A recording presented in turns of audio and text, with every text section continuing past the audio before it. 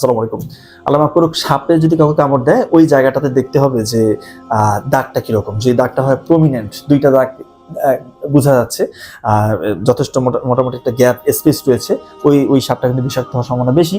আর এছাড়াও দেখা যায় যে ওই পেশেন্টটার কিছু লক্ষণ প্রকাশ পায়। আর দেখা যায় যে তার ঘাড় বেঁকে যেতে পারে, শ্বাসকষ্ট হতে পারে, মুখ দিয়ে ফেনা আসতে পারে।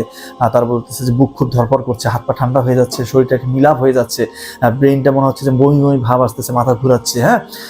এবং দেখা যায় যে আমরা একটা টেস্ট করি, ব্লাডটা নিয়ে সেটা আমরা দেখি যে কত মিনিটের মধ্যে ক্লটিংটা হচ্ছে কিনা। ব্লাডটা তো আমরা যদি একটা সিরিঞ্জের মধ্যে নেই, নর্মালি 20 মিনিটের মধ্যে এটা জমে যাওয়ার কথা, কিন্তু বিষাক্ত সাপ কামড় দিলে যদি সেটা রক্তে ইফেক্ট পড়ে, ওই সাপের যদি বিষটা যদি রক্তের উপর আমাদের ইফেক্ট, অনেক সাপের রক্তে হচ্ছে ইফেক্ট ফেলে, অনেক সাপের বিষের মধ্যে এরকম উপাদান রয়েছে, সেরকম যদি সাপ কামড় দেয় সেক্ষেত্রে কিন্তু ওই রক্তটা নেওয়ার পর আমরা দেখি সিরিঞ্জটা 20 মিনিটের মধ্যে মানে রক্তটা জমাট বাঁধতেছে না, রক্তটা তরল হয়ে আছে। তো এটা দেখে কিন্তু বোঝা যাবে যে ওই সাপটা বিষাক্ত।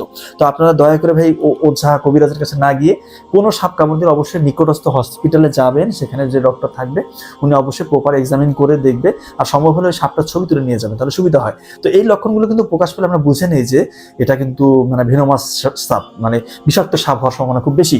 সেক্ষেত্রে কিন্তু অ্যান্টিভেনম দিতে হতে পারে। তো আপনাদের জন্য যে মেসেজটা সেটা হচ্ছে এরকম লক্ষণ প্রকাশ পেলে কিন্তু দেরি করা যাবে না। আর যে জায়গাটাতে সাপে কামড় দিবে, যে জায়গাটা, ওই জায়গাটা কিন্তু বেশি নাড়াচাড়া করা যাবে না। একটু ফিক্সড রেখে সুন্দর মতো মানে হাসপাতালে নিয়ে যাবেন, এবং জায়গাটা খুব মানে টাইট করে বাঁধা যাবে না। ওর উপরে এবং নিচে আলতো করে, মানে গামছা বা তাওয়েল বা যে লুঙ্গি, ওড়না, এগুলো দিয়ে মানে এমন ভাবে দিবেন যেন 2 আঙ্গুল ঢুকতে পারে, মানে খুব টাইট না, খুব ঢিল না, হ্যাঁ, এরকম একটা ইয়ে করে বাতটা দিতে হবে। এবং নিকটস্থ হসপিটালে গেলে আশা করা যায় ইনশাল্লাহ প্রপার চিকিৎসা নিলে, আল্লাহ তাআলা চাইলে ইনশাল্লাহ বিষাক্ত সাপও যদি কামড় দেয়, আশা করা যায় যে ইনশাল্লাহ আল্লাহ যদি সহায় হয় ওই মানুষটার জীবন বেঁচে যাবে। আর অবিষাক্ত সাপ হলে তো কোনো কথাই নেই।